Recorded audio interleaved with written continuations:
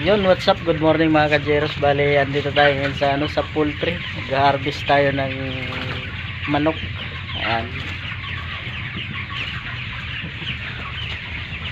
Bale, nandun na yung mga kasama natin sa unahan.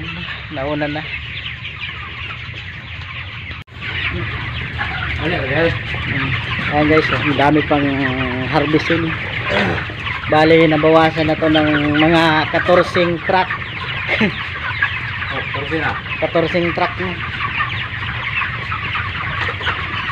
Yan o.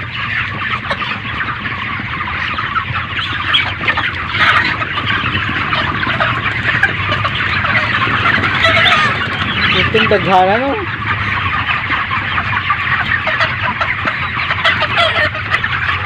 Bali dito, gamay na lang. Konti na lang sa gilid ang iba.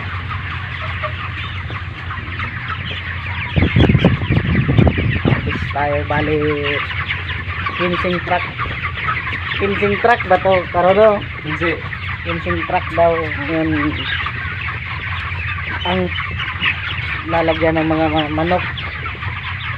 Di man siya nag-abot ng 45 days no? 30 days lang eh.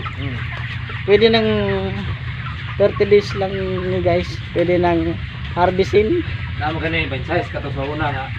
Bulan sa unyo ben size kadlaw sugana. Basta sagana siya sa pagkain no. Dagko na siya timbang ba. Ang kaning iba itapok na lang yun no. Oo. Apil ka mo ron sa vlog.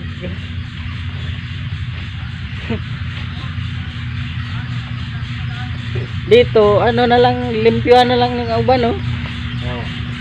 Sinap na ba? Bale dito sa banda na to guys, mag-harvest.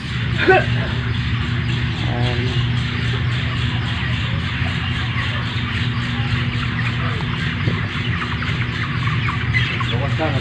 Stop na lang yun.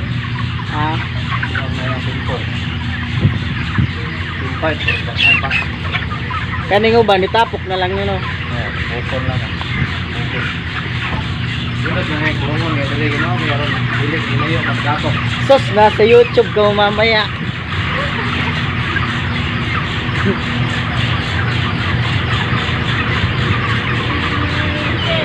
Apil ka kuya. Apil ka. Apil sa YouTube ba? Bale marami to guys, harvestin isang truck. Ayan. Hindi naman to maubos lahat.